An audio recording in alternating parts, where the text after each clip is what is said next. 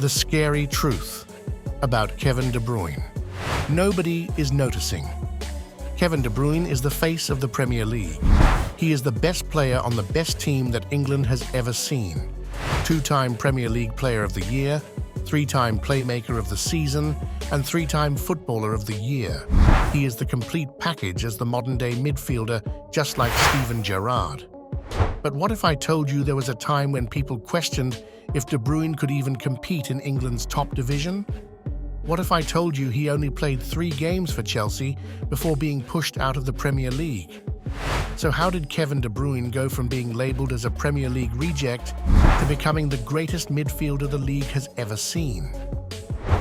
Kevin De Bruyne, a modern-day midfielder, has become the face of the Premier League, winning multiple titles and being a key player in Manchester City's success. Despite initially being labelled as a Premier League reject, De Bruyne has become the greatest midfielder in the league. He has won more Premier League titles than Gerrard, Lampard, and Vieira, and his stats are on par with other great midfielders. De Bruyne has had double-digit assists 5 times in his last 8 seasons in the Premier League, with only missing out on the other 3 seasons due to injury. He has 65 goals and 105 assists in 241 appearances in the Premier League, with his numbers continuing to rise as he continues to play.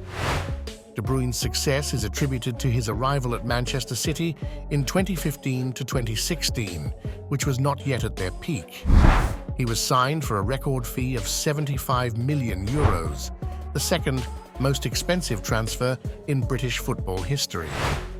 Despite his success, De Bruyne faced criticism from Jose Mourinho, who publicly expressed dissatisfaction with his performance and training.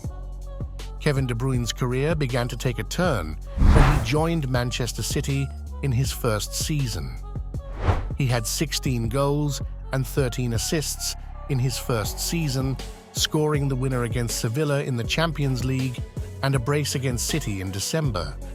However, he got injured in the most important part of the season, but he returned from injury and put together 2 massive performances against PSG in the Champions League quarter-final. In the Champions League, Manchester City struggled in the league, and De Bruyne's performance was crucial. He scored the opening goal in the first leg at the Parc des Princes and stepped up his game in the second leg, playing in the number 10 role behind Aguero. This goal proved to be enough for Manchester City to make it to their first Champions League semi-final in their club history. De Bruyne continued his good form into the 2016 to 2017 season, securing a goal and a man-of-the-match performance against Manchester United in his first Manchester derby. He had 21 assists in all competitions and 6 goals, making him one of the world's best midfielders. However, people do not rate players until they've won trophies, and De Bruyne had gone 21 assists, surpassing Gerrard and Lampard. De Bruyne's 2017 to 2018 season was a turning point for Manchester City, with his impressive assist numbers and scoring ability. He scored his first Premier League goal of the season against Chelsea and continued to score goals in the following games. However, his career went downhill after the 2018 to 2019 season, as he was injured almost the entire season. He only played 19 games in the Premier League and 4 games in the Champions League, resulting in a lack of consistency.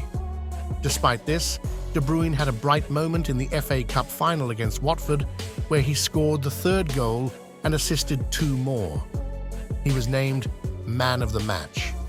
However, Manchester City's success was ruined by De Bruyne's average season, as they won the first ever domestic treble in English men's football, winning the Premier League, FA Cup, and Leagues Cup all in the same season. If Gerrard was injured for practically the whole season, Liverpool would not be winning trophies.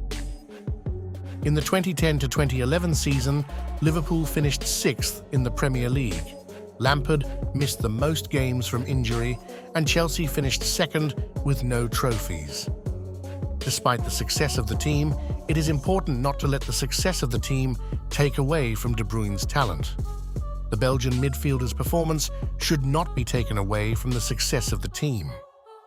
Kevin De Bruyne's 2019-20 season was his best individual season, with 16 goals and 23 assists in all competitions. He became the first player in football history to reach 20 assists in 2 of the top 5 European leagues, having now done it in the Premier League and the Bundesliga. De Bruyne tied Thierry Henry for the most assists in a Premier League season, winning his second Playmaker of the Season award. He also created 104 chances from open play, the most created by any player in Europe since 2006. Despite his stats could have been even better had he been playing with a traditional forward throughout his career, De Bruyne was awarded the Premier League Player of the Season and named PFA Team of the Year. In the 2020-2021 season, Manchester City won the league by a landslide, but this season will be remembered for their failure to win the Champions League final. De Bruyne had big moments in this tournament, but the difference was that Gerrard was a European champion, while De Bruyne was not. After the 2022-2023 season, Manchester City won the Champions League after years of disappointing results and won the treble, including the Premier League, FA Cup, UEFA Champions League, and UEFA Cup. De Bruyne was nominated for the UEFA Men's Player of the Year award, along with Messi and teammate Haaland. De Bruyne is one of the best players we have ever seen, creating moments of magic from nothing and creating moments of magic from nothing. People need to start appreciating him more than Gerrard did for Liverpool and Lampard did for Chelsea.